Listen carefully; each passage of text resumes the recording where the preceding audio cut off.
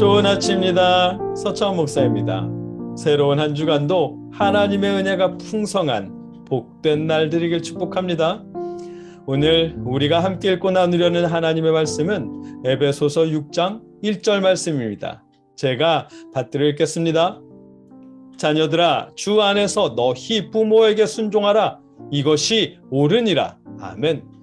제가 요즘 결석이 잦습니다.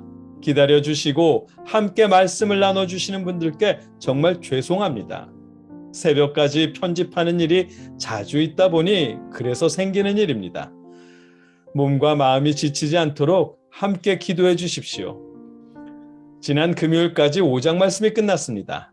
하나님을 본받으라는 말씀으로 시작한 5장은 예수님처럼 연약한 지체들을 위해 헌신하라고 말씀을 하셨습니다.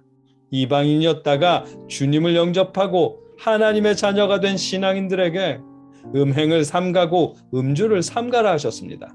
그런 사람들을 떠나 하나님과 가까이 하라고 말씀하셨습니다. 어둠의 자녀였었지만 주님을 통해 그 자리를 벗어났으니 이제는 빛의 자녀가 되라고 하셨습니다. 또 아내는 남편에게 순종하라 하셨고 남편은 아내를 위해 희생하고 아내가 빛나도록 사랑해주고 자신의 몸을 사랑하듯 아내를 사랑하라 말씀하셨습니다. 끝으로 아내와 남편 모두가 서로 존중하며 사랑하라고 말씀하셨습니다. 그것이 부부를 향한 하나님의 뜻임을 알게 하시며 5장이 끝났습니다. 6장 말씀은 부모와 자녀의 관계로 말씀을 시작하십니다. 6장의 말씀을 들어가기 전에 먼저 살펴보면 에베소서가 남편과 아내, 부모와 자녀, 종과 주인의 관계를 말씀하시는 이유가 있습니다. 그 이유는 시대를 초월하는 하나님의 말씀 때문입니다. 그리스도 안에서 모두가 한 몸이요, 한 지체라고 하는 이 놀라운 비밀 때문입니다. 에베소서 시대의 그리스 로마 사회는 반상의 구분열이 분명하고 신분 차이가 명확했으며 무척이나 가부장적인 사회였습니다. 동서양을 막론하고 고대와 중세 사회가 다 그러했습니다. 영어 성경이 출간될 1500년대조차 지난 5장 22절에 아내들이여 자기 남편에게 복종하기를 주께 하듯 하라. 아멘. 이 말씀에서 헬라어 본문에는 없는 복종이라는 단어를 아내에게 적용시켜 번역했습니다. 다르게 말하면 1500년대조차 온전히 받아들이기 어려울 만큼 주님 안에 한 몸, 한 지체라는 하나님의 말씀은 파격적인 사상입니다. 그리스도 예수 안에서 한 몸이라고 하는 말씀은 단편적으로만 보면 기득권을 가진 사람들에게는 체제를 위협하는 불경한 사상이었고 반대로 억눌렸던 사람들에게는 해방을 보장하는 하나님의 음성이었습니다. 단편적으로만 보면 그랬습니다. 그러나 예수님 안에서 한 몸, 한 지체라는 하나님의 말씀의 본질은 자신의 주권을 주장하라는 것이 아니라 타인의 주권을 존중하라는 의미였습니다. 예수님께서 이웃을 위해 목숨을 주신 것처럼 말입니다. 그럼에도 오랜 시간 억눌려왔던 이들은 말씀의 본질을 외면한 채 자신의 주권을 찾겠다며 권위에 대항했습니다. 반대로 기득권자들은 그동안 유지했던 기득권을 지키기 위해 기독교를 탄압했습니다. 그래서 에베소서는 그리스도 예수 안에서 한 몸, 한 지체라는 말씀에 잘못된 이해를 바로잡고 본질을 회복시키려고 말씀하시는 것입니다. 남편의 권위에 오랫동안 눌려왔던 아내에게는 아내의 주권과 권리를 주장하며 남편과 싸우지 말고 여전히 남편을 존중하며 순종하라고 하셨던 것입니다. 반대로 남편에게는 기득권을 휘두르며 아내를 지배하려 들지 말고 자신의 몸을 애지중지하듯 아내를 애지중지하고 사랑하라고 말씀하셨던 것입니다.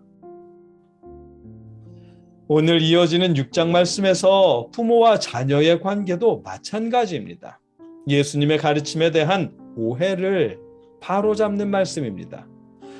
마리아와 예수님의 형제들이 예수님을 찾아왔을 때 예수님은 이렇게 말씀하신 일이 있습니다. 마가복음 3장 35절입니다.